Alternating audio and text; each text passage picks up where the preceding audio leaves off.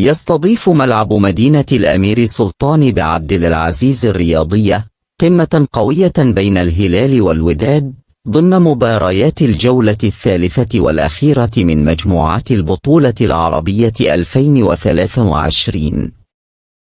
تعادل نادي الهلال مع أهلي طرابلس في المباراة الأولى، وخسر من السد في الثانية ليقبع في قاع المجموعة الثانية في كأس العرب للأندية 2023 برصيد نقطة واحدة. أما نادي الوداد فقد تعادل في مباراتيه بالجولتين الأولى والثانية ليحتل المركز الثاني في جدول الترتيب برصيد نقطتين بفارق الأهداف عن أهلي طرابلس الليبي. مجموعة الهلال والوداد معقدة في حسابات التأهل للدور الثاني لكل فريق، ولدى جميع الفرق فرصة في التأهل، ففيما يخص الزعيم يحتاج للفوز بنتيجة كبيرة، وفي هذه الحالة سيتأهل أيا كانت نتيجة المباراة الأخرى.